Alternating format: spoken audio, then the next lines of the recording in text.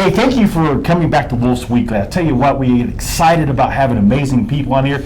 This week, I've got the amazing Kevin Honeycutt on here with me. Now Kevin is a worldwide speaker to educators around the world, and I had the pleasure of having him as my friend.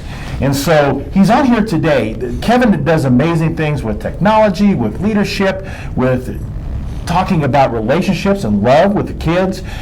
I just am thrilled to have him here. But Kevin's had some unique experiences. Earlier this year, I talked to you about ACEs, and lately I've talked to you about getting real. Well, the poverty that we experience and the tough times our kids roll through, those things are real. And last week we talked a little bit about Maslow and that bottom level where kids, so many are starved for love, they're starved for affection, they're starved for food, they're starved for all the things that are basic to a kid succeeding in the school.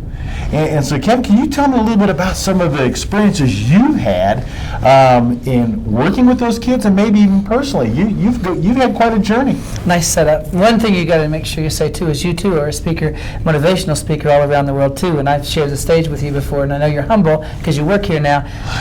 But I want to make sure people know that. Well, so coming up in poverty, coming up in foster homes, coming up as a child whose dad was an alcoholic and an outlaw. I went to school in 20 states growing up.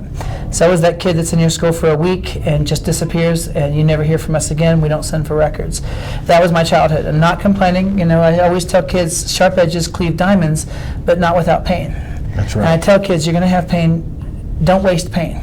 Paint with it. Write your novel. Make your song. Write your poetry. Make it into something. The best way out of darkness is to make your own light. And we've talked about that, some leaning into that pain, about sometimes there's a whole lot to be learned in scraping your elbow and knees, and parents who don't allow that to happen, they don't build resilience.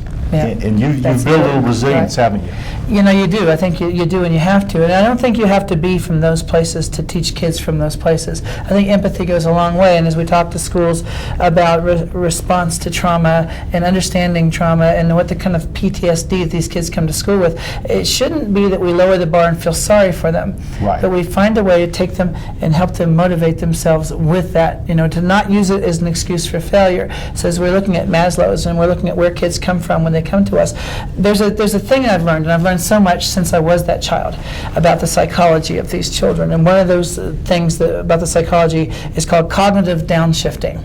And that is the phenomenon in your brain where if your life is in turmoil and things are out of control, your brain turns off new learning and only survives. Right. Teachers know this as assessments. Yes. Right? But when you're under the gun, there's no time to learn new things, and that's everybody. So when these kids come to school and they're worried about mom, or worried about dad, or worried about whatever, the first thing you've got to do is create a safe environment where they can have a timeout from all of that so they can afford to learn, you know, phonics or math. And if you're looking at it wondering why they're not paying attention, the first thing you got to think is, where did they just come from? And don't assume it was easy. You know, they may have just came from the fire, and they may be honoring you just by being here today. You know what I mean? Yeah, you know, and another way they can honor you is when we're building those relationships.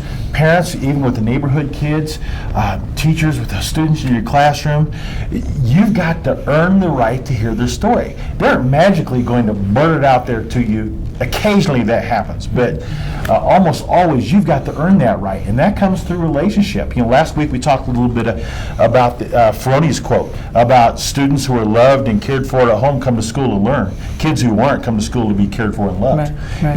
And so, you know, and you've had those educators that have touched your life when you were young as well. Right. Right. And I want everyone to be one of those. You know, you don't have to be the perfect teacher or the coolest teacher. Some of the teachers that reached me most deeply weren't the coolest teachers. I remember one of them, Mr. Parker, had a toupee that used to flap at us at track practice. He was so uncool, he was cool, you know what I mean? Yeah. And I could tell he liked me. And I kind of adopted him the year my father died as my new dad, and I never told him that. But I wanted him to think I was cool. And I always tell teachers that we are kids' self-belief until they find their own. Right? We are their surrogate self-belief until they find their own, and sometimes our faith in them becomes their faith. You know? Yep. And we talk about mentorship, and so you selected him as a mentor. He didn't even know it. That's right. And we do this. And teachers, you are that person. Parents, you are that to somebody. And so to be able to take that's a huge responsibility. And so if you pay attention, you'll start to find out those people that are selecting you as mentors and you don't even know it.